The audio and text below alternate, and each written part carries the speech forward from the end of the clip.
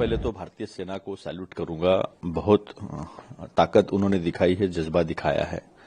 रही बात cease fire की, तो ये बात अभी तक समझ में नहीं आई कि ऑपरेशन सिंदूर का मकसद कैसे पूरा हो गया। सैफुल्ला जो मास्टरमाइंड है पहलगाम का, वो जिंदा है। IC 814 1999 का कंदाहार प्रकरण का हाफिज सईद अजहद मसूर जिंदा है। 2001 का पार्लियामेंट अटैक इन्होंने किया था। 26/11 मुंबई पर इन्होंने किया था।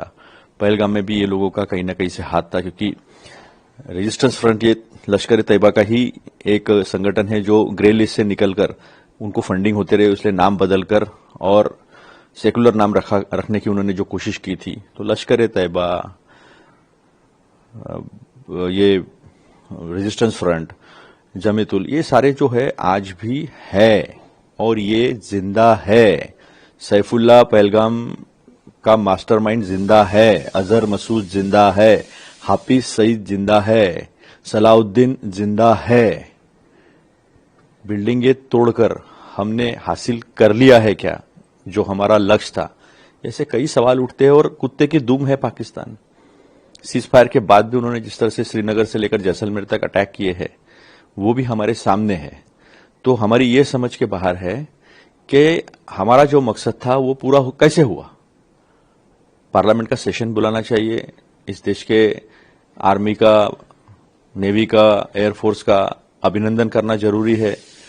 पूरे दुनिया के सामने देश कैसा इकट्ठा रहा ये बताना जरूरी है।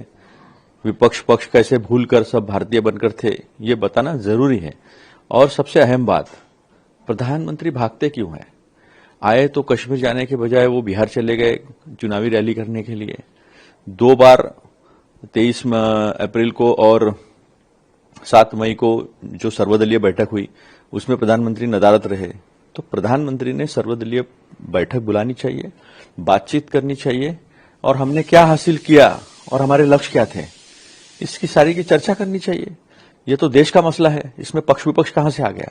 ये तो भारत का, देश का मसला है और सच्चाई सामने आनी चाहिए। देखिए, ये हमारी विदेश नीति कभी नहीं थी। हमारी विदेश नीति हमने खुद आंकी है ना, उसमें कभी हमने किसी भी बड़ा ब्लॉक, चाहे रशिया का हो या अमेरिका का हो, हमने हमारे निर्णय खुद लिए हैं और दुनिया को वो मनवाने पड़े हैं।